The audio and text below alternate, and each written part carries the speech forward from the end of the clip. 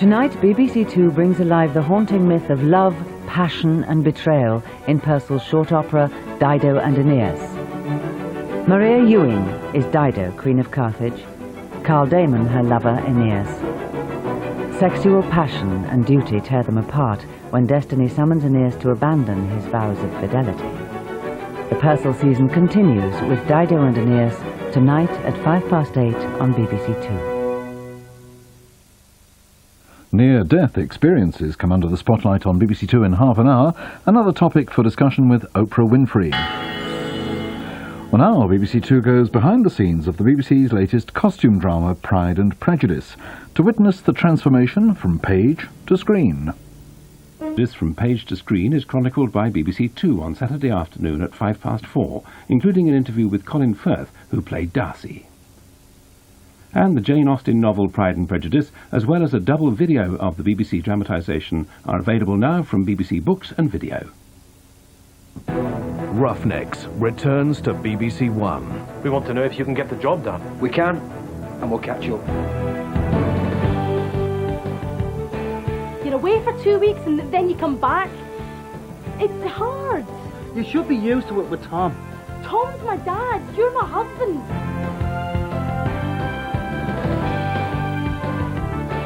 There's 80 men on that rig.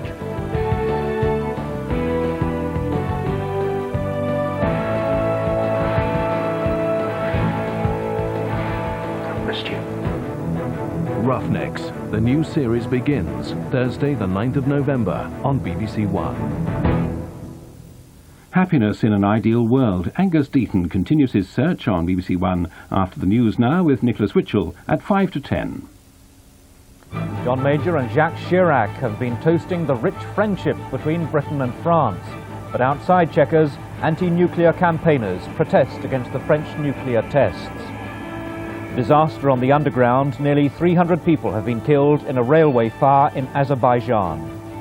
And the former Barings trader Nick Leeson says he won't fight his extradition to Singapore.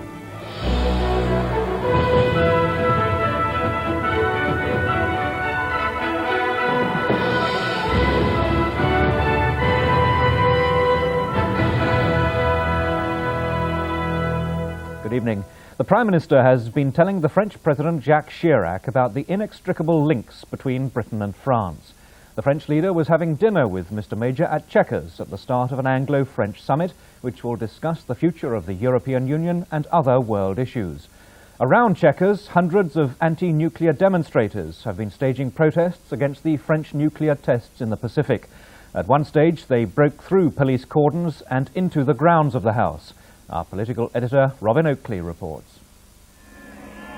The red, white and blue of the French national flag was prominent as Greenpeace and CND campaigners invaded the grounds of Chequers, the Prime Minister's country home, this evening. A dozen were arrested in protests against the latest French nuclear test in the South Pacific and against the British Prime Minister's refusal to condemn it. The tests have brought widespread condemnation from Pacific nations and from New Zealand and Australian leaders who plan to tackle Mr. Major at the forthcoming Commonwealth Heads of Government meeting. Mr. Chirac flew into Britain tonight for a musical evening and dinner at Chequers. The two leaders get on well personally, and though British officials deny any aim of undermining the traditional Franco-German accord, they're hoping for more tactical alliances between Paris and London on European matters. The two leaders' talks tomorrow will centre on defence cooperation before they open a Franco-British Air Command Centre at High Wycombe to strengthen the capability for future joint peacekeeping operations. The latest French nuclear test created a shock the size of an earthquake registering 5.6 on the Richter scale. Defying the political tremors, Mr. Major has won private thanks from the French president, whom he welcomed warmly at Chequers tonight, for saying that if scientific advisers recommend such tests, then the leader of a nuclear power has little option. Protesters disagreeing say they'll picket the Foreign Office tomorrow. Robin Oakley, BBC News. 2 days of national mourning have begun in Azerbaijan for 289 people who were killed in last night's rail disaster. It's thought the fire in the underground system in the capital Baku may have been caused by a technical fault. Reports say that 270 more people were injured in the blaze, many of them seriously. Ambulances have been ferrying survivors to hospitals throughout Baku.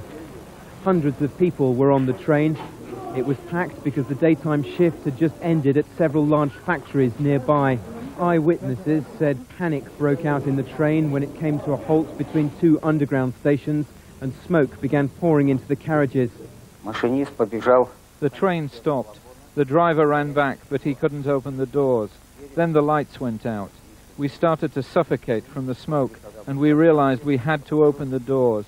The car was packed with people, and when we opened the doors, half the people just fell out on top of each other.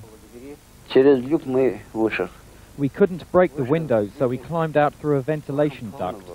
I got through the tunnel by grabbing a cable on top of the tunnel. But a lot of other people were electrocuted. People were all coughing and vomiting. They were dying all over the rails.